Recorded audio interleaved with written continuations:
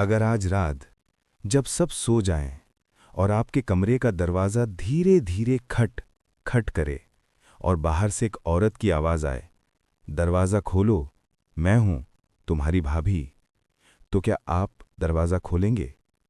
क्योंकि इस कहानी में जिसने दरवाज़ा खोला वो आज तक वापस नहीं आया। और सबसे डरावनी बात, घर में किसी की भाभी थी ही नहीं। मेरा नाम रोहन है।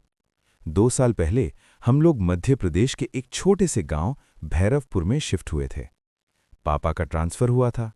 सरकारी क्वार्टर नहीं मिला तो हमने गांव के किनारे एक पुराना 2 मंजिला मकान किराए पर लिया। मकान सस्ता था, बहुत सस्ता, इतना सस्ता कि मम्मी ने पहली बार ही पूछा था, इतना बड़ा घर इतने कम पैसों में, कुछ तो गड़बड़ है। मकान मालिक ने बस इतना कहा था, ऊपर वाला कमरा बंद ही रखना, खाली है और बेकार भी। उसने वजह नहीं बताई और हमने पूछी नहीं। गलती यही थी। पहली रात सब ठीक था। थोड़ा अजीब सन्नाटा जरूर था, जैसे घर सांस ले रहा हो। रात के करीब 2:17 पर मुझे नींद खुली। क्यों? क्योंकि मेरे कमरे के दरवाजे पर धीमी लेकिन साफ आवाज आई, खट खट। मैंने सोचा मम्मी होंगी। फिर आवाज आई, रोहन, दरवाजा खोलो, मैं हूं तुम्हारी भाभी। मैं जड़ हो गया। मेरी कोई भाभी नहीं थी, मैं अकेला बेटा हूं। आवाज फिर आई, इस बार थोड़ी मीठी, थोड़ी खिंची हुई, डरो मत, दरवाजा खोलो। मेरे हाथ पसीने से भीग गए। मैंने हिम्मत करके पूछा, कौन? कुछ सेकंड सन्नाटा रहा, फिर दरवाजे के बिल्कुल पास से फुसफुसाहट, दरवाजा खोलोगे तो पता चल जाएगा। मैंने चादर सिर तक खींच ली। सुबह तक जागता रहा। सुबह दरवाजा खोला, बाहर कोई नहीं था, लेकिन दरवाजे पर अंदर की तरफ 4 लंबी खरोंचें थीं, जैसे किसी ने नाखून घसीटे हों। अगले दिन मैं पानी लेने बाहर गया। वहीं पास में एक बूढ़ी अम्मा बैठी थीं। उन्होंने मुझे देखा और बिना कुछ पूछे कहा, रात को आवाज आई थी ना? मेरे हाथ से बाल्टी छूटते छूटते बची। मैंने पूछा, आपको कैसे पता? अम्मा ने बस घर की तरफ देखा और बोली, ऊपर वाले कमरे में पहले एक औरत रहती थी, सब उसे भाभी कहते थे। उसका असली नाम किसी को याद नहीं। क्या हुआ था उसके साथ? अम्मा की आंखें भर आईं। उसके देवर ने उसे मार डाला था। लोगों ने कहा उसने आत्महत्या की, पर सच दीवारों में दबा रह गया। मेरी रीढ़ में ठंड उतर गई। उस रात मैंने तय किया, अगर आवाज आई तो मैं रिकॉर्ड करूंगा। 2:16। फिर वही दस्तक, रोहन, दरवाजा खोलो। इस बार आवाज ज्यादा साफ थी, जैसे वो मुस्कुरा रही हो। मैंने मोबाइल ऑन किया, रिकॉर्डिंग शुरू। मैंने हिम्मत करके पूछा, आप कौन हैं? बाहर से जवाब आया, मैं इस घर की भाभी हूं, तुम भी तो मेरे देवर हो। मेरी सांस रुक गई। फिर अचानक दरवाजे के नीचे से लाल रंग का तरल अंदर बहने लगा, खून जैसा। मैं चिल्लाया, पापा दौड़ते हुए आए। दरवाजा खोला, बाहर कुछ नहीं, फर्श सूखा, लेकिन रिकॉर्डिंग में साफ आवाज थी और आखिरी सेकंड में एक और आवाज भी थी, एक आदमी की, चुप रहो, किसी को मत बताना। अगले दिन मैंने पापा से झूठ बोला कि ऊपर का कमरा देखना है। कमरा बंद था, जंग लगा ताला। जब ताला टूटा, दरवाजा खुलते ही बदबू आई। कमरा खाली था, सिवाय एक चीज के। दीवार पर खून से लिखा था, देवर ने धोखा दिया, और नीचे हथेली का निशान, छोटा, औरत का। मैं पीछे मुड़ा, दरवाजा बंद हो चुका था, अपने आप। अचानक कमरे में ठंड बढ़ गई। आईने में देखा, मेरे पीछे एक औरत खड़ी थी।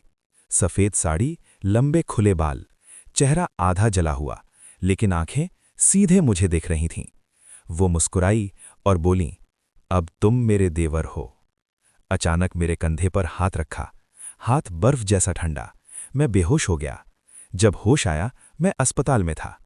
पापा बोले मैं सीढ़ियों से गिर गया था, पर मेरी गर्दन पर उंगलियों के नीले निशान थे। डॉक्टर ने धीरे से कहा, ये गिरने से नहीं होते। उस रात फिर 2:17 पर अस्पताल के कमरे का दरवाजा खटखटाया गया। नर्स ने खोला, बाहर कोई नहीं था, लेकिन सीसीटीवी में एक औरत दिखाई दी, सफेद साड़ी में, चेहरा धुंधला। वो कैमरे के पास आई और फुसफुसाई, देवर। हमने वो घर छोड़ दिया, पर कहानी वहीं खत्म नहीं हुई। नई जगह, नया शहर, सब ठीक था। 1 साल बाद मेरी शादी तय हुई। शादी से 1 रात पहले मेरी होने वाली पत्नी ने मुझे फोन किया। उसकी आवाज कांप रही थी। रोहन, अभी अभी एक औरत आई थी, सफेद साड़ी में। उसने कहा, मैं घर की बड़ी बहू हूं। फोन कट गया।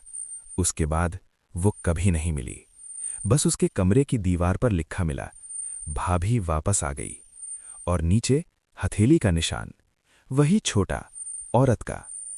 अगर आज रात आपके दरवाजे पर कोई दस्तक दे और कहे, मैं हूं तुम्हारी भाभी, तो याद रखना, हर रिश्ते में प्यार नहीं होता। कुछ रिश्ते खून से बंधे होते हैं, और वो खून कभी सूखता नहीं।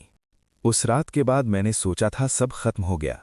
घर बदल लिया, शहर बदल लिया, जिंदगी बदलने की कोशिश की, लेकिन कुछ चीजें घर से नहीं, खून से जुड़ी होती हैं। और भाभी अब सिर्फ मेरे घर की नहीं रही थीं, वो मेरे साथ आ चुकी थीं। मेरी होने वाली पत्नी सिया। वो रात जब उसने फोन किया था, रोहन यहां कोई है, उसके बाद लाइन कट गई। हमने उसके घर जाकर दरवाजा तोड़ा।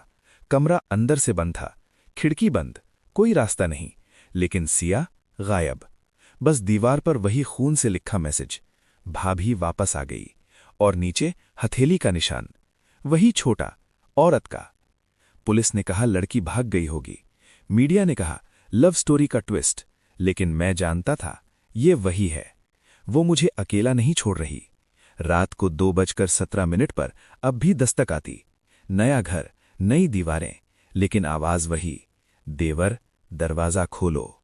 अब आवाज मीठी नहीं थी, गुस्से से भरी थी। मैं वापस भैरवपुर गया, उस बूढ़ी अम्मा के पास। इस बार उन्होंने सच्चाई पूरी बताई। उस भाभी का नाम था सावित्री। वो अपने देवर से प्यार करती थी। गांव में बदनामी का डर। देवर ने शादी कहीं और कर ली। सावित्री ने धमकी दी, सबको बता दूंगी। उस रात देवर ने उसे ऊपर वाले कमरे में बुलाया और गला घोंट दिया। लाश को आत्महत्या का नाम दे दिया। लेकिन मरते वक्त सावित्री ने कहा था, जिसने मुझे धोखा दिया उसका हर रिश्ता मैं तोड़ दूंगी, हर दुल्हन मुझसे पहले मरेगी। मेरे हाथ कांपने लगे। पर मैं क्यों? अम्मा बोली, क्योंकि उस देवर का खून तेरे बाप की नसों में था। मेरी सांस रुक गई। मतलब वो देवर मेरे दादा का भाई था, तो इसलिए वो मुझे देवर कहती थीं। वो बदला ले रही थीं, पीढ़ी दर पीढ़ी। मेरे पापा के बड़े भाई की शादी भी टूटी थी, अजीब हालात में। और अब मेरी बारी थी। मैंने तय किया भागना बंद। उस पुराने घर में आखिरी बार गया, ऊपर वाले कमरे में। रात 2:16, सन्नाटा। 2:17, दस्तक। लेकिन इस बार दरवाजा बाहर से नहीं, अंदर से खटखटाया गया। मैं जड़ हो गया। कमरे के कोने में अंधेरा गहरा हुआ, और उसमें से वो निकली, सफेद साड़ी, चेहरा आधा सड़ा हुआ, आंखें जलती हुईं। देवर। उसकी आवाज अब इंसानी नहीं थी। मैं चिल्लाया, मैंने कुछ नहीं किया। वो मुस्कुराई, खून ने किया है। अचानक दीवारों से फुसफुसाहटें आने लगीं, जैसे कई औरतें रो रही हों। हमें भी छोड़ा था, मतलब वो अकेली नहीं थीं। हर वो औरत जिसका रिश्ता टूटा, जिसकी शादी से पहले कुछ बुरा हुआ, सबकी नफरत उसके साथ जुड़ गई थी। मैंने हिम्मत करके कहा, अगर बदला लेना है तो मुझसे लो, किसी और की जिंदगी बर्बाद मत करो। कुछ सेकंड सन्नाटा। उसकी आंखों में आंसू आए। पहली बार वो गुस्से में नहीं लगी, बस टूटी हुई। उसने धीमे से कहा, मुझे न्याय चाहिए था, मिला नहीं, इसलिए मैं नफरत बन गई। कमरे में हवा भारी हो गई। मैंने कहा, तुम्हारा सच सबको बताऊंगा, तुम्हारा नाम मिटने नहीं दूंगा। उसने मेरी तरफ देखा। धीरे धीरे उसका चेहरा बदलने लगा। जलन गायब, आंखें शांत। वो पीछे हटने लगी और आखिरी बार बोली, अगर सच जिंदा रहेगा तो मैं नहीं लौटूंगी। कमरा खाली। मैंने गांव में सबको सच बताया, पुराने रिकॉर्ड निकाले, सावित्री की मौत को हत्या साबित किया। लोगों ने पहली बार उसका नाम लिया। मंदिर के पास उसकी छोटी सी तस्वीर लगाई गई। उस रात पहली बार 2:17 पर कोई दस्तक नहीं आई। लेकिन कहानी यहां खत्म नहीं होती। 1 साल बाद गांव के एक नए लड़के ने वही घर किराए पर लिया। पहली रात, 2:17 उसके दरवाजे पर दस्तक हुई। आवाज आई, दरवाजा खोलो, मैं हूं तुम्हारी भाभी। और इस बार आवाज मीठी थी, बहुत मीठी। कुछ आत्माएं बदला लेकर शांत नहीं होती, कुछ को बस याद रहना पसंद है। तो अगर आज रात कोई फुसफुसाए, देवर, तो दरवाजा मत खोलना।